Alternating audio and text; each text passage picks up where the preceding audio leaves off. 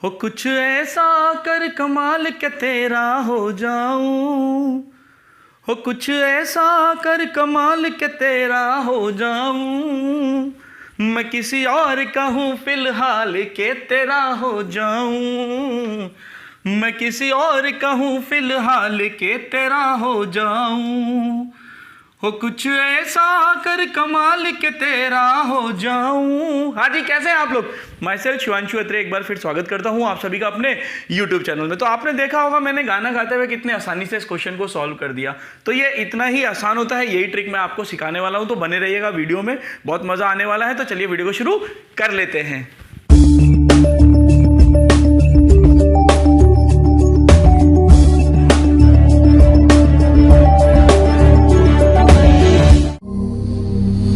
हाँ जी, तो चलिए अपन वीडियो को शुरू करते हैं। आज मैं आपको सिखाने वाला हूं roots under particular condition. Roots under particular conditions. अब आप बोलेंगे सर ये क्या है, कौन सी कंडीशन है, क्या है? तो मैं आपको सिखा देता हूं। देखो करना क्या है, सबसे पहले तो आप जनरल इक्वेशन ले लो। जैसे ये मैंने ले ली general form ax² plus bx plus c equal to 0, ये मैंने लिख लिया, ठीक है। और यहाँ लिख लेना ए बी सी रियल होंगे, A is not equal to 0 होगा, है ना। A B C belongs to real and A is not equal to 0। चलिए अब इसी पे अपन काम करने वाले हैं। तो सबसे पहली जो कंडीशन होती है जहां से आपको क्वेश्चंस डायरेक्ट बन जाएंगे, जैसे मैंने ये कर दिया था। मान लीजिए इसमें मैं कहता हूं आपको b इक्वल टू 0। मान लीजिए मैंने कहा कि अगर b 0 होगा तो इक्वेशन बन जाएगी x² plus c equal to 0। तो जब ये ax² plus c equal to 0 बन जाएगी तो आप कह सकते हो कि रूट्स कैसे होने वाले हैं बेटा। Roots are equal in magnitude but opposite in sign, क्योंकि x² का वैल्यू होगा -c/a। तो रूट्स कैसे हो जाएंगे? Equal in magnitude but opposite in science. यानी कि अगर कभी आपको क्वेश्चन में लिख के आ गया if the roots of the quadratic equation are equal in magnitude but of opposite sign, तो आपको डायरेक्टली वहां पर b इक्वल टू 0 कर देना है। उसके बाद दूसरी कंडीशन आती है, यदि c इक्वल टू 0 होगा। देखो a तो 0 नहीं हो सकता, a 0 होगा तो लीनियर बन जाएगा। अगर c 0 होगा तो ये क्या बनेगा बेटा? ax² plus bx equal to 0, c क्योंकि 0 हो गया। अब यहां पर क्या होगा, देखो x कॉमन आ गया, तो यहां से x कॉमन लेते ही बन गया आपका ax plus b equal to 0। तो x का वैल्यू 0 आ गया और x का वैल्यू माइनस का b/a आ गया। x का वैल्यू माइनस का b/a आ गया। एक आपका 100% 0 होगा। तो यहां पर क्या होगा, one root is 0 and other is minus b/a। Simple है, ये लिखते चलो आप। देखो b 0 हुआ, c 0 हुआ। अब अगर मैंने आपसे तीसरा कहा, अगर a equal to b equal to c equal to 0 हो गया, तो मैंने बताया था क्या बन जाएगा फिर ये x की हर वैल्यू को सेटिस्फाई करने लग जाएगा। और जो हर वैल्यू को सेटिस्फाई करता है, जिसके क्योंकि डिग्री 2 है तो इसके एटमोस्ट 2 रूट्स होंगे, 2 ही रूट्स हो सकते हैं। 2 से ज्यादा अगर होने लग गए तो ये क्या हो जाएगा, आइडेंटिटी बन जाएगा। तो इट बिकम्स आइडेंटिटी, ठीक है। ये हो गया, क्लियर है यहां तक। फिर उसके आगे चलते हैं, 3 पॉइंट हो गए। चौथा पॉइंट देखो, b 0 कर दिया, c 0 कर दिया, a b c मैंने 0 कर दिया। अब अगर मैं चौथा लिखता हूं, roots are reciprocal to each other. Roots are reciprocal to each other. अब अगर रूट एक दूसरे के रेसिप्रोकल होंगे, यानी कि एक अल्फा है तो दूसरा 1/अल्फा है, तो आपको पता है फिर वहां पर क्या होगा, प्रोडक्ट ऑफ द रूट। क्योंकि यहां इस इक्वेशन से अगर मैं बात करता हूं तो यहां मुझे समझ में आता है अल्फा प्लस बीटा का वैल्यू माइनस b/a होता है और अल्फा बीटा का वैल्यू c/a होता है। तो जब यहां पर रूट एक दूसरे के रेसिप्रोकल हैं तो प्रोडक्ट करूंगा, अल्फा इंटू 1/अल्फा हो जाएगा, कट जाएगा। तो यहां पर मेरे सामने कंडीशन आ जाएगी a इजिकल टू c। तो अगर कभी भी, ये एनटीएससी में कई बार पूछा गया क्वेश्चन है, मैं आपको बता दूं, अगर कभी भी आ जाता है कि if the roots are reciprocal to each other और बाकी उसने कुछ नहीं दिया, तो दिमाग लगाने की जरूरत नहीं है। कोफिशिएंट ऑफ x² और कांस्टेंट टर्म को बराबर कर देना। मैं इस पे क्वेश्चन भी करा दूंगा ताकि आपके दिमाग में बैठ जाए, है ना, बहुत बढ़िया तरीके से। या फिर देखो एक एग्जांपल अभी हाथों हाथ ही करा देता हूँ, क्या ज़्यादा दूर जाना। यहाँ लिखा है मान लो के x square plus 5x minus 3 equal to 0। अब इस क्वेश्चन में लिख के दे दिया if the roots are reciprocal to each other then find the value of k। तो आप डायरेक्ट लिख देना k का वैल्यू -3, खत्म।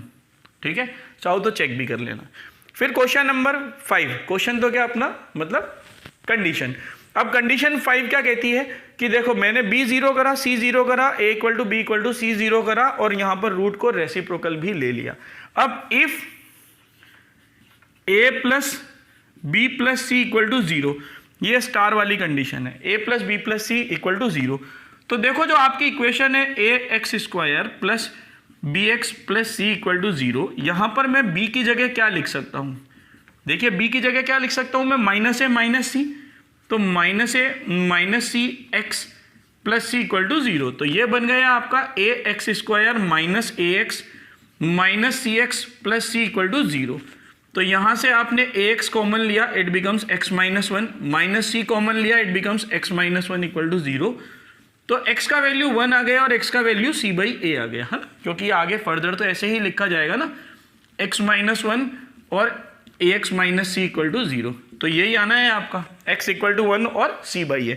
तो आप लिख सकते हो अगर a plus B plus C equal to 0 होगा, यानी कि coefficient of x square plus constant term plus coefficient of x, अगर इन तीनों का सम 0 आ जाएगा तो मैं कह सकता हूं एक रूट 1 होगा और दूसरा c बाई a होगा। और यही मैंने यहां किया था इस क्वेश्चन के अंदर, और इसीलिए मैंने देखते ही इसको तुरंत सॉल्व कर दिया था। आप देख लीजिए यहां पर अगर मैं इनको ऐड करूंगा तो देखो आप a plus 2b plus 2c, ठीक है, यह है आपका माइनस का 3c प्लस का 2b प्लस का c माइनस का 4b माइनस का a। अब जरा देखो आप क्या आ रहा है, a से a कट गया, 2b और 2b 4b और 4b से 4b कट गया, 2c और c 3c और 3c से 3c कट गया, इक्वल टू 0 आ गया। जब इक्वल टू 0 आ गया तो मैं डायरेक्ट कह सकता हूं इसका एक रूट 1 होगा और एक रूट होगा आपका c बाई a। अब c का मतलब कांस्टेंट टर्म क्या है यहाँ पर, c minus 4b minus a, और a क्या है यहाँ पर, कोफिशिएंट ऑफ एक्स स्क्वायर यानी कि a plus 2b plus 2c। कितना इजीली हम इस रूट्स अंडर पर्टिकुलर कंडीशन से बहुत बड़े बड़े क्वेश्चंस को कर सकते हैं। ठीक है भाई, तो फटाफट इसको उतार लो, फिर अगले टॉपिक की ओर चलेंगे। हाँ जी, तो चलिए आज का अब दूसरा इंपॉर्टेंट टॉपिक बात करते हैं, कंडीशन ऑफ कॉमन रूट। अब कॉमन रूट यानी कि आपके पास दो क्वाड्रेटिक इक्वेशन होंगी। जैसे ये मैंने ले लिया पहला a1 x square plus b1 x plus c1 equal to 0, और दूसरा ले लिया मैंने a2 x square plus b2 x plus c2 equal to 0। और ये सब है ना, a1 b1 c1 a2 b2 c2 ये रियल होंगे, और a1 is not equal to 0, a2 is not equal to 0। ठीक है ना भाई, ऐसा मत कह देना कि 0 है इसमें आपने बताया नहीं, ठीक है, ये लिखा है और ये सब रियल है। क्लियर। अब आप देखो यहाँ पर अपन बात करते हैं कि भैया कंडीशन ऑफ कॉमन रूट। अब उससे पहले आप सोचो रूट का मतलब क्या होता है। रूट का मतलब होता है जो इक्वेशन को सेटिस्फाई करे, है ना, इक्वेशन को सेटिस्फाई करे। जैसे मैंने लिखा है if a is a root of 5x square minus 3x plus 2 equal to 0, ये कुछ भी लिख दिया मैंने। हाँ, मान लो a इसका रूट है तो इसका क्या मतलब हो गया, 5a square minus 3a plus 2 equal to 0 होगा, यानी कि ये a इसको सेटिस्फाई करेगा, ये इसका मतलब होता है। ठीक है, ये बस समझाने के लिए मैंने आपको लिख के बताया था कि भैया सेटिस्फाई करेगा। अब कंडीशन ऑफ कॉमन रूट, जाहिर सी बात है डिग्री 2 है तो एटमोस्ट 2 इसके जीरोज आएंगे। तो यहाँ पर कॉमन रूट मतलब हो सकता है इन दोनों इक्वेशन में एक रूट कॉमन हो या हो सकता है दोनों रूट कॉमन हो। तो पहले मैं आपको बताता हूं both root common, both common root. अगर इन दोनों के अंदर दोनों ही रूट कॉमन आ गए तो आप सीधे सीधे लिख दोगे, कंडीशन हो जाएगा। जैसे आपने देखा था ना कि इनफाइनाइट मैनी सॉल्यूशन यानी कि कोइंसिडिंग लाइंस की वो क्या थी, a1 upon a2 is equal to b1 upon b2 is equal to c1 upon c2, यही तो थी कंडीशन। वही यहाँ हो जाएगी, a1 upon a2 is equal to b1 upon b2 is equal to c1 upon c2, क्योंकि ये लगभग एक जैसी ही इक्वेशन हो जाएंगी, इनका रेशियो सेम हो जाएगा। ठीक है, अब दूसरा आता है हमारा one common root, one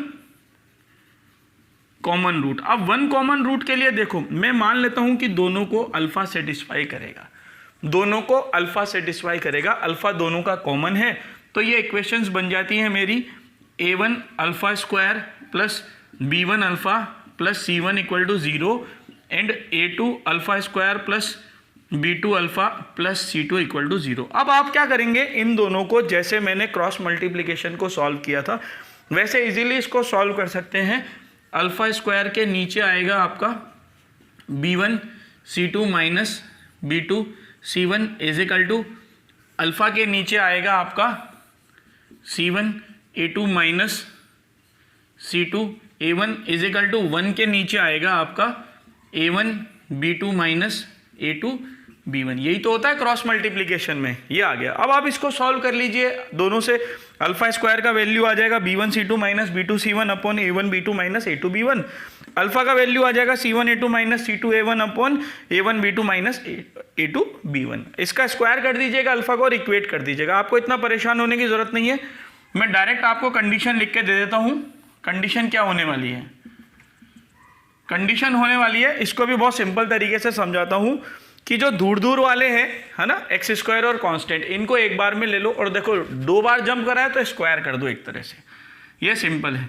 A1 C2 minus A2 C1 का whole square will be equal to A1 B2 minus A2 B1 into B1 C2 minus B2 C1। ये कंडीशन हो गई, याद रहेगी उम्मीद है। कुछ नहीं करा मैंने, एक्स स्क्वायर को कांस्टेंट वाले के साथ करा है। देखो A1 C2 minus A2 C1 का होल स्क्वायर, दूर था इसलिए स्क्वायर था, पास वालों में आपस में मल्टीप्लाई करा है। B1 C2 minus B2 C1, उसके बाद A1 B2 minus A2 B1, ये हो गया। ठीक है, ये आपकी कंडीशंस रहती हैं। ठीक है ना, ये 1 कॉमन रूट की कंडीशन हो गई और ये आपकी बोथ कॉमन रूट की कंडीशन हो गई। अब बात करते हैं यहाँ पर, जैसे ये क्वेश्चन आ गया, ये क्वेश्चन आपको दिख रहा होगा। अब इसमें लिखा है if ABC belongs to R and equation ax square plus bx plus c equal to 0 and x square plus 2x plus 9 equal to 0 have a common root then find a ratio b ratio c। अब आप कहोगे अ common root यानी कि condition है आपकी ये वाली 1 common root वाली, और आप उलझ जाओगे इस क्वेश्चन में जब आप ये कंडीशन लगाओगे। तो ये बहुत ट्रिक पे काम करता है। हमेशा क्या है, चीज़ों की बारीकी को समझो। अगर आप बारीकी पे काम करोगे तो बहुत मज़ा आ जाएगा। आप ये देखो, जो आपको गिवन इक्वेशन है x square plus 2x plus 9 equal to 0, यहाँ पर d निकालो। d होगा b स्क्वायर माइनस 4ac, तो b स्क्वायर यानी कि 2 का स्क्वायर 4 माइनस 4 9 जा 36, तो ये आ गया आपका माइनस का 32 विच इज लेस देन 0। और जब d लेस देन 0 होता है तो उसके रूट कैसे होते हैं, नो रियल रूट, है ना। और नो रियल रूट का मतलब है इमेजनरी रूट, और आपको बताया था इमेजनरी कैसे आते हैं, कंजुकेट में आते हैं। इमेजनरी कैसे आते हैं, कंजुकेट में आते हैं, जैसे a प्लस आयोटा बी और a माइनस आयोटा बी। तो भैया इसका मतलब जब कंजुकेट में आएगा ही आएगा, समझ में आ रहा है। अगर कंजुकेट में आएगा ही आएगा तो फिर तो दोनों ही कॉमन हो जाएंगे। मान लो इसमें कॉमन आ रहा है suppose a plus iota B, तो दूसरा automatically a minus iota B हो जाएगा, तो इसकी भी वही कंडीशन रहेगी। अगर इसका एक a प्लस आयोटा बी था तो दूसरा automatically a minus iota B हो जाएगा। It means this implies both roots are common since काई के लिए imaginary roots comes in conjugate forms. ठीक है, ये हमेशा कंजुगेट फॉर्म में आते हैं। तो दोनों रूट कॉमन हो गए, दोनों रूट हो गए, तो दोनों रूट की कंडीशन आ गई। दोनों रूट की कंडीशन क्या है, a1 upon a2 is equal to b1 upon b2 is equal to c1 upon c2। ठीक है, तो भैया a ratio b ratio c लाना था, तो ये क्या हो गया, this implies a ratio b ratio c is equal to 1 ratio 2 ratio 9। तो देखिए कितना सिंपल है, और उम्मीद है, मुझे लग रहा होगा कि ये जो मैंने आपको छोटी छोटी सी तरीके सिखाए, इनसे आपके बहुत बड़े बड़े क्वेश्चन बहुत इजीली बन जाएंगे। तो आपने मेरा चैनल अभी तक सब्सक्राइब नहीं करा है तो चैनल को सब्सक्राइब भी कर लो, क्योंकि मैं ऐसी छोटी छोटी और अच्छी अच्छी वीडियो आपके लिए लाता रहता हूँ जो आपके हर कॉम्पिटिटिव एग्जाम में बहुत काम आती है। तो चलिए मिलेंगे नेक्स्ट वीडियो में। टिल देन पढ़ते रहिए, खुश रहिए। जय हिंद, वंदे मातरम।